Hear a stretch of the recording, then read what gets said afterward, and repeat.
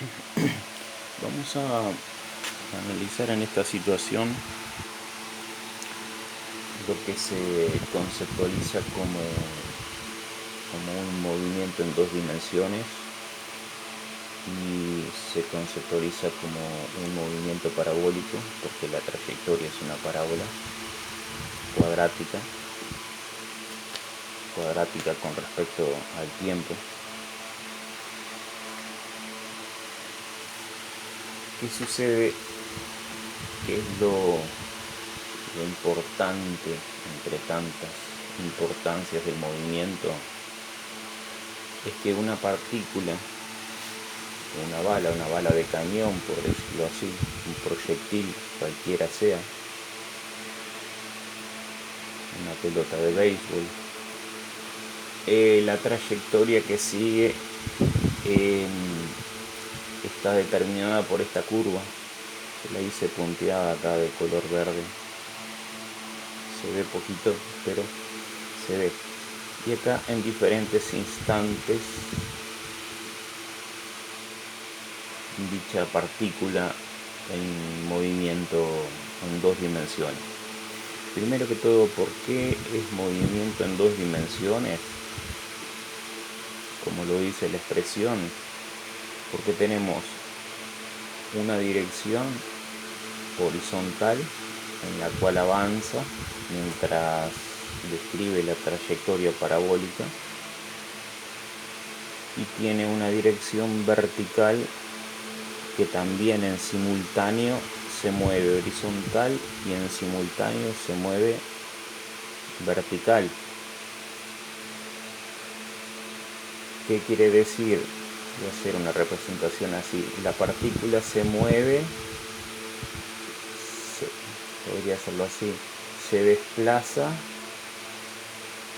se mueve, su trayectoria es en un plano determinado por el eje X y determinado por el eje Y. Eso implica que sea bidimensional el movimiento, porque al principio nosotros estudiamos unidimensional, solo sobre el eje X o eje horizontal, por ejemplo. Uno de los criterios a analizar es el siguiente: toda partícula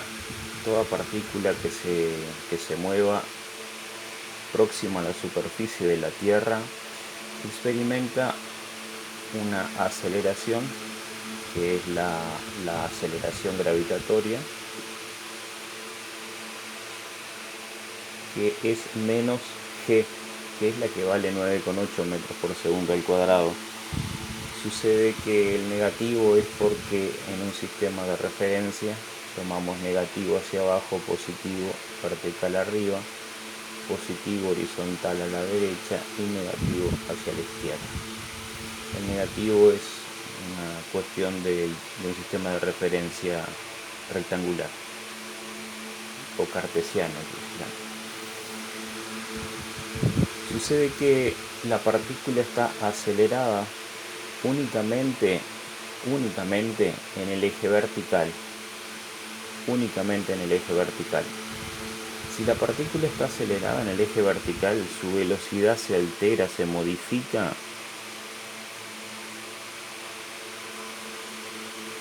en módulo únicamente vertical,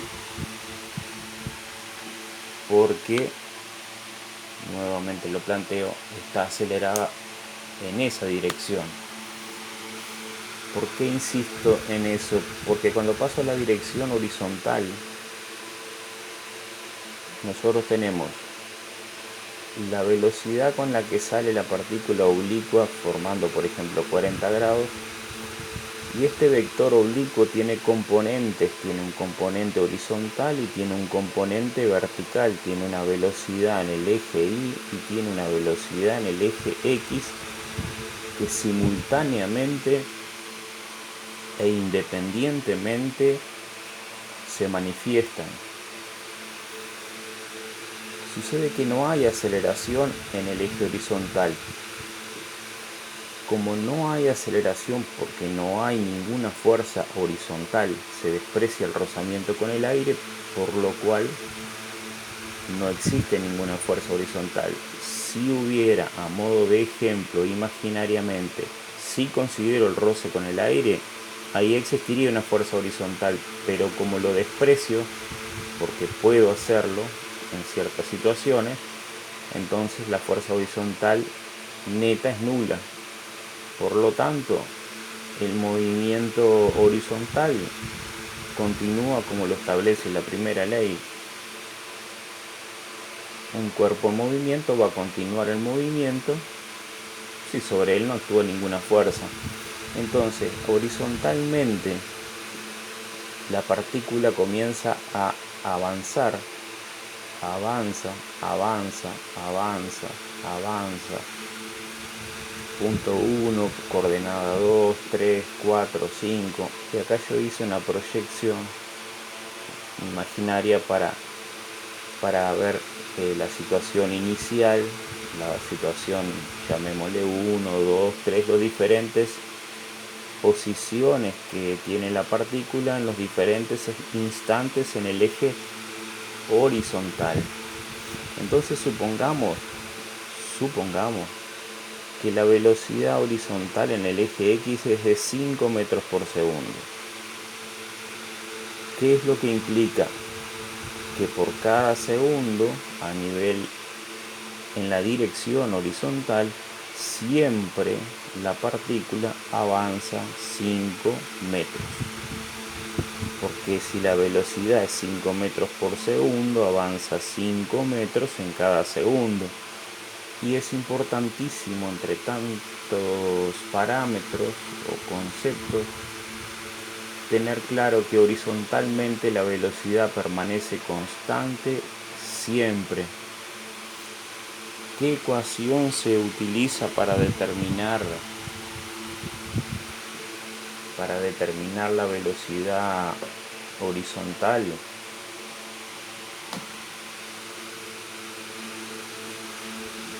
Yo puse acá la representación. Esta es la velocidad v, que es la con la que sale el proyectil acá. Vamos a ponerlo con el color negro. El ángulo de 40 grados, entonces a esta velocidad en i trasladé para acá la componente. Este vector es el vector componente de la velocidad en el eje X y es el cateto adyacente al ángulo. Acá queda un triángulo rectángulo, entonces coseno de 40 grados es igual a la adyacente, velocidad en X, sobre la hipotenusa, que es la velocidad de lanzamiento del proyectil. Por lo cual despejar es muy sencillo, nos queda v por coseno de 40 grados. Entonces, esta es la ecuación trigonométrica que nos permite calcular la componente de la velocidad en el eje X. Acá va a haber un cierto valor, de manera tal que cuando haga los cálculos, voy a respetar que ya puse como ejemplo 5, bueno, nos da 5 metros por segundo. O sea que siempre avanza horizontalmente a 5 metros por segundo. Ahora, ¿qué sucede con la velocidad en el eje Y? Con la componente de la velocidad en el eje Y. Tenemos el ángulo y el cateto que corresponde a la componente de la velocidad en el eje Y es el cateto opuesto, por lo tanto seno de 40 grados es el cateto opuesto, es la componente de la velocidad en el eje Y, que es esta, sobre la hipotenusa, que sube, por lo cual la velocidad en el eje Y con la cual sale del cañón disparada, vamos a tomarlo como una bala de un cañón, entonces esto queda v por el seno de 40 grados. Y de acá se va a obtener un número. Ahora, ¿qué sucede? Nuevamente, horizontalmente va a viajar siempre a 5 metros por segundo en su avance, hasta su alcance final. Ahora, verticalmente es como que lancemos una esfera hacia arriba va a llegar, su velocidad instantánea va a ir disminuyendo, va a haber un punto que se hace cero y después va a retornar de vuelta vertical hacia arriba y después vertical hacia abajo. Entonces hay un punto máximo acá en el cual la velocidad vertical es cero porque ya fue subiendo, subiendo, subiendo, subiendo, se detuvo y empezó a caer después de vuelta verticalmente, ¿no? Por lo cual tengo que tener claro que la velocidad en el eje Y se modifica constantemente porque está acelerado con porque está dentro del campo gravitatorio, y la velocidad en el eje X de avance permanece constante. ¿Cómo calcular la componente de la velocidad en el eje X? Ya estaba la expresión, que da v por el coseno del ángulo, y la componente en el eje Y queda v por el seno del ángulo.